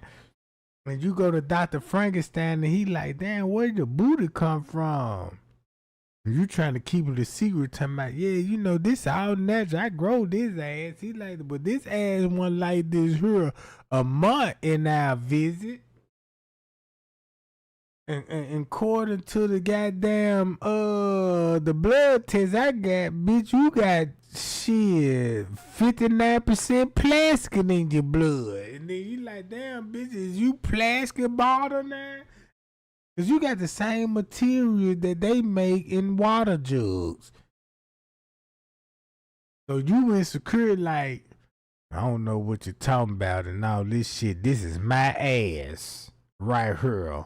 And you swear like, yeah, this is my butt. Give a fuck who don't like it. This what I want and this what I'ma get. And just don't know they goddamn booty finna go downhill.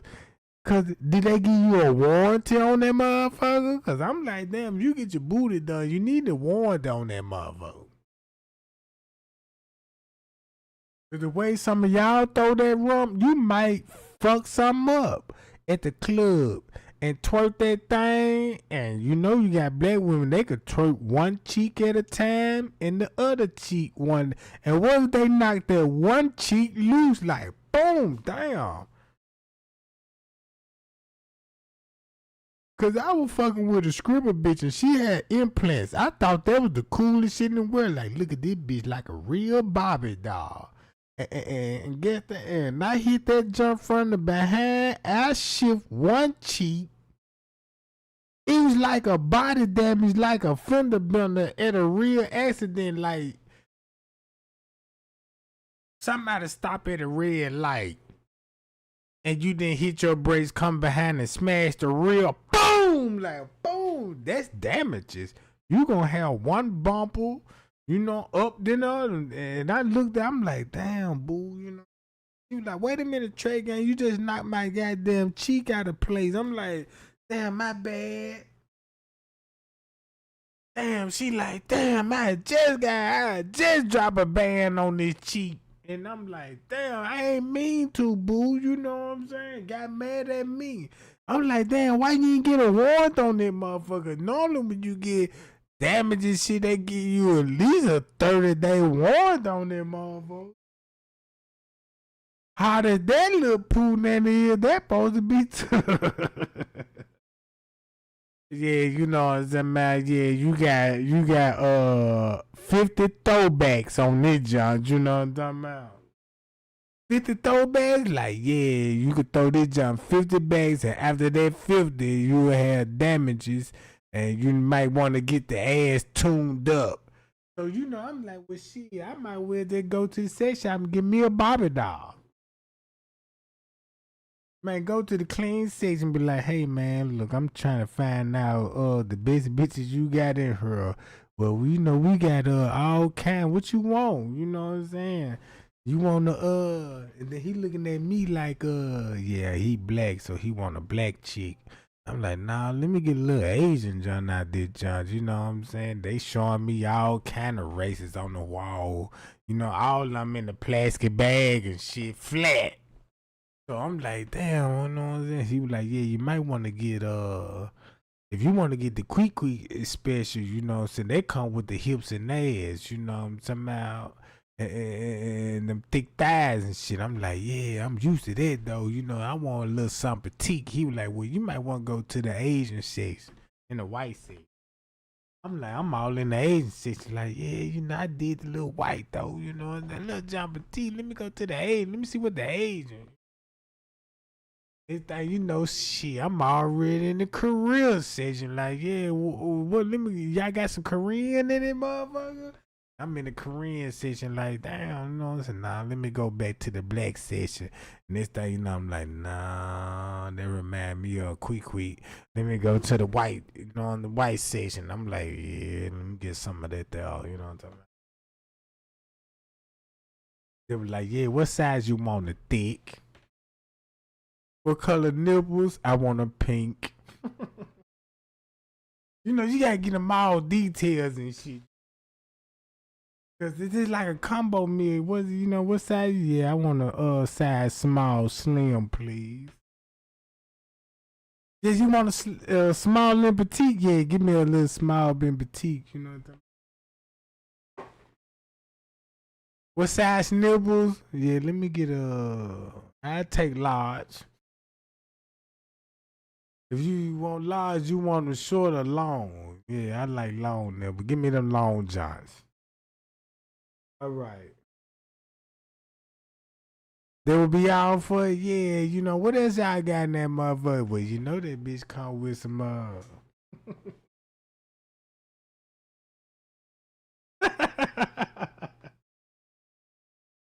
like, yeah, you might want to go over here to the pro section thing. We got the over here in the pros. These bitches hitting like V8s over here. You get a hand job with that job, you know, they talk back. They tell little freaky things and be like, damn, let me see what that's all about. And then you go over there in the aisle and they hit a button and be like, fuck me. And I'm like, ooh, yeah, I like that. Like, yeah. And they be like, this one she'll say when you get deep in the guts, be like, oh yeah, daddy, hello. You know, I'm like, oh yeah, I want that job. You know what I'm talking about?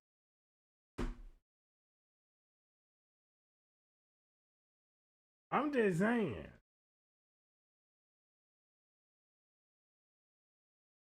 This ain't no joke, but I honestly believe in the next 50 to 100 years, niggas gonna be buying robot bitches. Robot bitches, bro. They ain't gonna just like a female going buy a dildo. Y'all women spend good money on a dildo. Man, I met a female, goddamn it, and when I seen that goddamn dildo, that bitch invested in that motherfucker. I said, wait a minute. Man, this motherfucker got to be top notch. You got all the gadget. Look, I hate to Google this shit like that. The fuck this bitch got? Man, them folks broke down that shit like, yeah, I was like, whoa.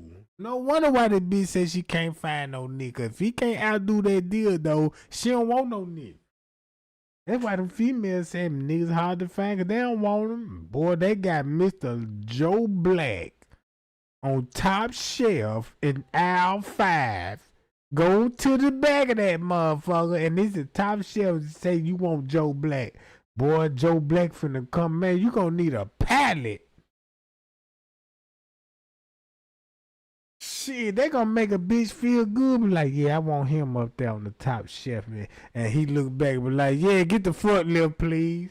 And you got forklift coming at beep, beep, beep. And this bitch like, yeah, it's on tonight. I can just imagine when she first get to the house of that motherfucker, cause you know it's finna be some mean testing going on. You know what I'm talking about?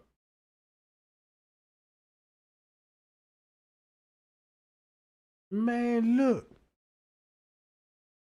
I actually was fucking with a female and she I already knew that she played with toys and shit, you know what I'm saying? So when I came I ain't never seen a toy, but she told me, yeah, I got a little dildo and shit, you know what I'm saying?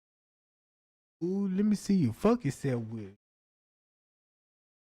Yeah, you know what I'm saying? And she pulled out a goddamn dildo, looked like a goddamn a fucking tornado.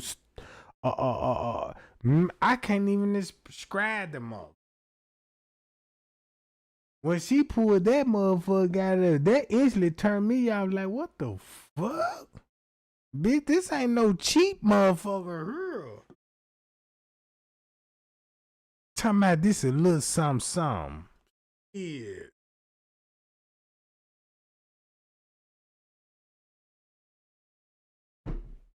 I know you use that motherfucker every night. They just like a buying a Hellcat. You ain't buying that motherfucker just to keep it in the yard and keep it clean, dude. That's why those females be acting nonchalant at work in the morning. Everybody got that co-worker that like you, but act like they don't like you. And when it's time to be like, yeah, man, I just want to, what I'm saying? Nah, I'm not into that. What you mean you ain't into that, bitch? Let me go to your house and find that shoebox.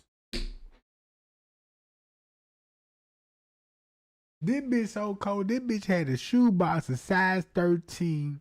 And she told me, yeah, I had a nigga in her. I had to kick him out and stuff. And you know what I'm saying? He wasn't acting right.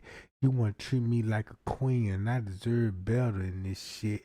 Because, I do a lot and I bring a lot to the table. And I gets over there and shit. And I'm like, damn, let me look. Damn, that's a mighty shit. Damn, did he leave his shoes behind? And she looking at the shoe box like, oh, no, you know what I'm talking about. I'm like, damn.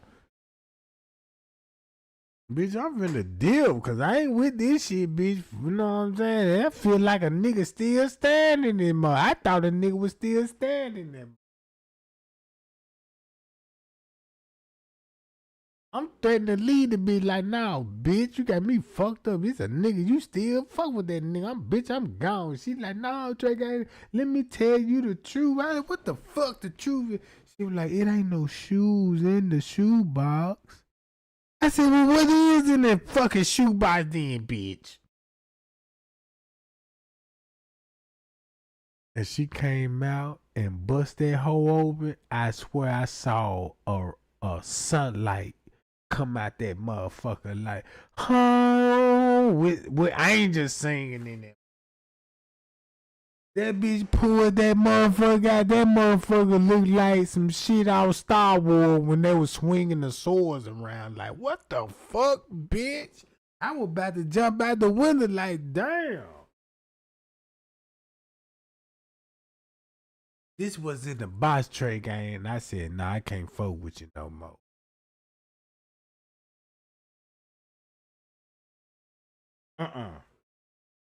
This motherfucker got more power than I got.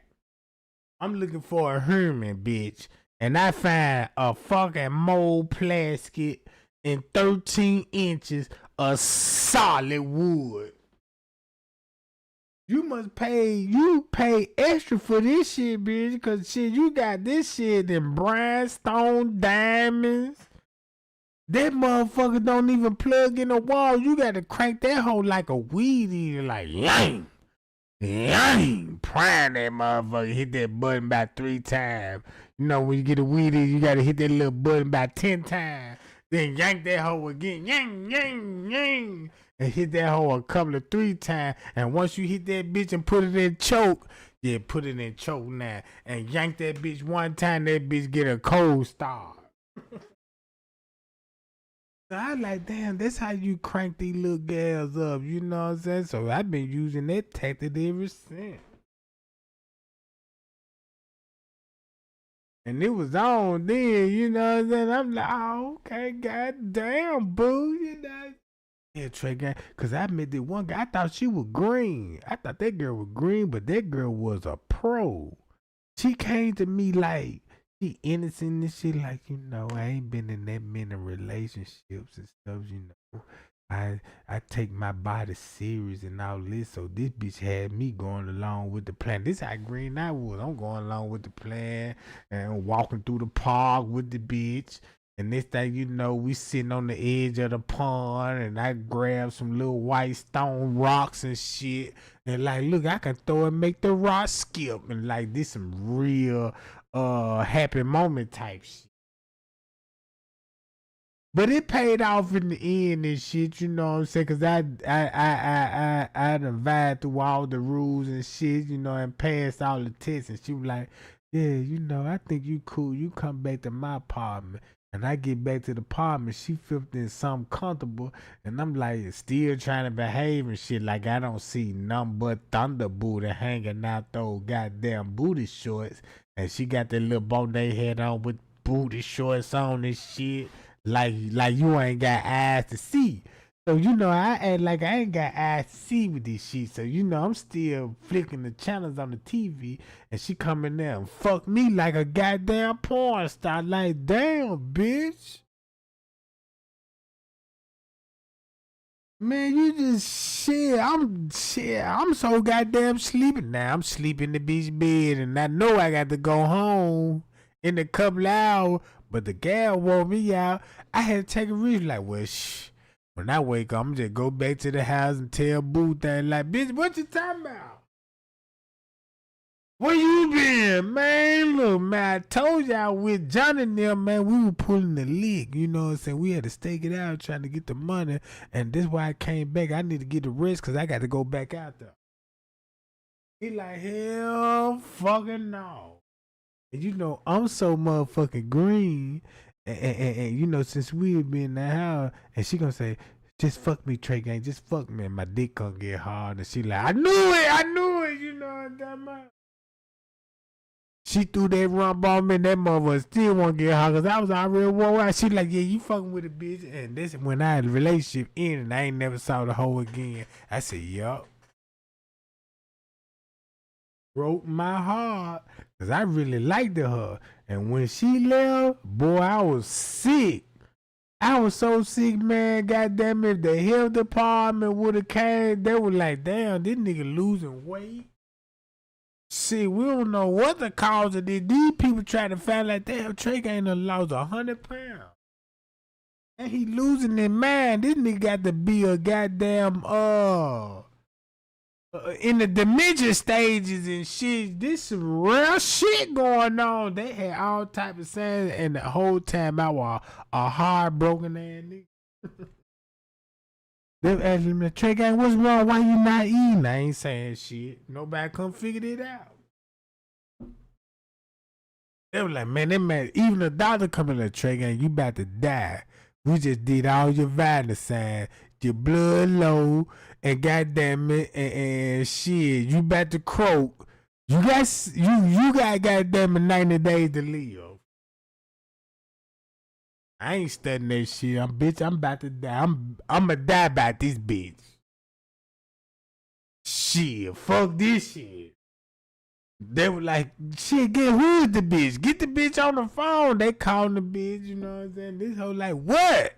They're like, Trey Gang? Oh, what the fuck going on now? The main Trey Gang in the hospital. What's wrong with him? He ain't eating this shit. He done lost 100 pounds. We done ran all type of tests. Is he sick or something? Or, you know what I'm talking about? Do we got any kind of disease? Or, you know what I'm talking about? Man, that nigga playing, y'all. I told that nigga if I ever catch him, goddamn it, it's over with. That nigga ain't gonna be eating that when I get there. I'm like, what? And then next thing you know, they come like, yeah, we talked to Quick Trey Gang. It ain't looking good because she said she ain't coming to the hospital. That's when I turned it up a notch. Bitch, I'm finna die. Oh Lord, goddamn, I see Jesus coming in the raptures, you know what I'm talking about? And this thing, the doctor panicking, you know what I'm saying? Everybody panicking that motherfucker. I done panicked so hard, the bitch they called her so many times, she had to take it serious, like, damn, she gotta be sick. Let me go back up there to Trey Gang. And when that bitch came back on my bedside, I was asleep then because I just sipped a cup of noodles because they give you chicken noodle soup. They feed me through a straw and shit, you know. So I'm sipping a chicken noodle soup through a straw. At this time, I'm full of drugs and sedated and shit. Got tubes on my stomach because I refused. I went on a hunger strike. And when she showed up, I was asleep. And when she showed up and grabbed my hand, and she was like, Trey Gang, you heard me? I heard the bitch, but I still played deaf. I just want to see the bitch squeeze my hand and rub my goddamn nose and be like, Trey Gang, look, I'm sorry. We can work this shit out.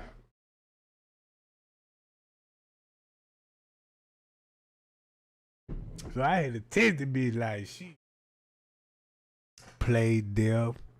And once I played deaf, she just talked loud like, Trey, you know, I love you, boo. I don't want you to see you like this, man, you know, and got to reminiscing and shit. I'm playing the whole time like I'm unconscious. I'm fully aware what this bitch saying. That motherfucker said, man, Trey, you snap out, we'll get back together. That's when I woke up and like, you mean it? That bitch said, it's over with. We broke up again. Next thing you know, shit, my doctor bill was high as fuck. Cause you know Medicaid don't cover that shit. Man, when I got through playing that game, bro, and that motherfucking doctor bill came back, man, I need to get a bankruptcy case like shit. The fuck, yeah. They said you owe about $12,000. They fed you some tilapia fish. Tilapia? That little bit of no, hell no. Man, I done went on dates on trying to impress a gal. Yeah, you want what you eat? I eat steaks and lobsters and all this. And I seen the biggest steaks and we ain't paid no more than $50. How this shit $1,500? In the hospital? I'm like, shit, if they call them, I might well take a bitch to the hospital restaurant. Bitch, you want a steak? Bitch, we eat healthy. See how much you love me now? Yeah, look, let's go to the hospital, bitch. We going to St. Jude. What? You know what I'm saying? You say, what? She was like, yeah, you know, I want to go cheap. That's how I like eat steak and shrimp. But I got to keep a eye on my body because I don't want to get fat. Well, shit, bitch, we need to go to St. Jude. Goes clean in the cafeteria. Yeah, get her a steak, please, and some broccoli and rice and casserole. You better not say no. Tell me what the fuck? No, bitch, you say you healthy. You want to eat healthy. This the cleanest shit you gonna get. You don't want to eat no hospital steak, bitch.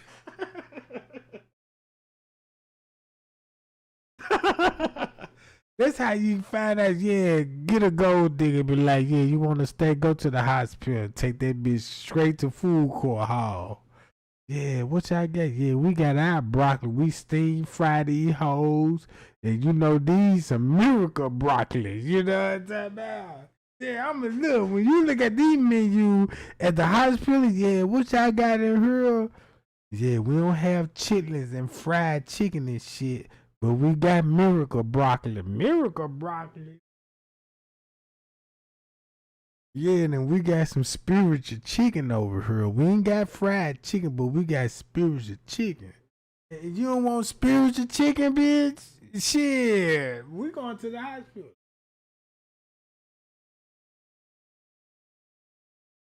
But I'm gonna get on up out of here again. I'm gonna go live. I know I always say I'm gonna go live tonight, and I really don't, cause I be having other things planned. I be trying to make time for other people and shit, cause I got some shit going on with some high ranking ass people, and you know I got to tend to some of this shit.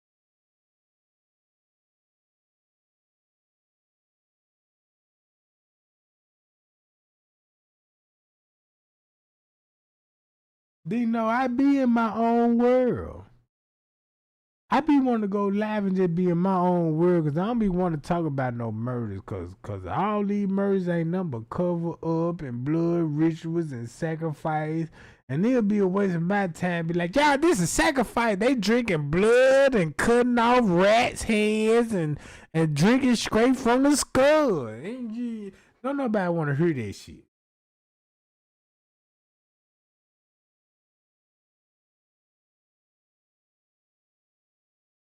No, nobody want to hear that shit. Even though I worked at a hotel and I actually seen people that booked the hotel ballroom and they are part of the furry community. These people would come in and dress like rats, squirrels, or some type of character and modeling, you know what I'm saying? And you thinking like, oh yeah, you know, I watched those movies and they just into their character. But if you look at the sexual part about it, man, look, just imagine, if you got Sexy Red coming. I ain't talking about the rapper Sexy Red, cause ain't nothing sexy about that bitch. Oh. Man, you see Sexy Red without no future, you know what I'm saying? Cause I came in the hood with a lot of bitches look like Sexy Red, and there ain't nothing sexy about that bitch. She just probably one of those cool ass female that's in the hood that'll let a nigga run trains on her motherfucking ass. Like, yeah, I'm just mad that young, yeah, we gonna keep this secret. Don't tell nobody we fucking it type shit.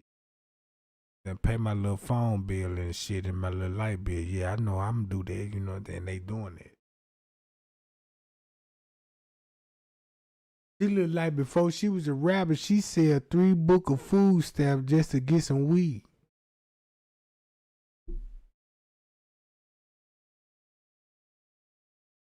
But you know how many motherfucking females that I know that sold 5 books of stamp and bought a car? I like, damn, bitch, you get that much stamps? I asked the bitch how much stamps you get, cause she got about 6, 8 kids, and you know what I'm saying? And when that stamps hit, cause look, I was in the house when she called the food stamp department. Press 1 to check your balance, and she pressed 1. Boop.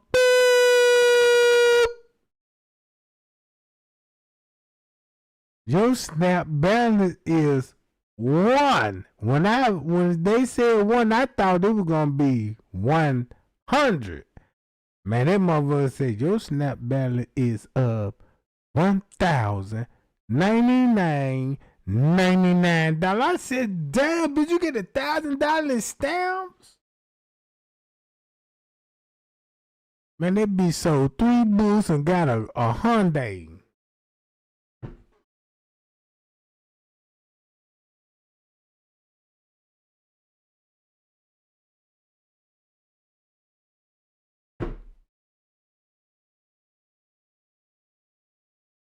But yeah, gang, I'm gone, man. Y'all be cool. Y'all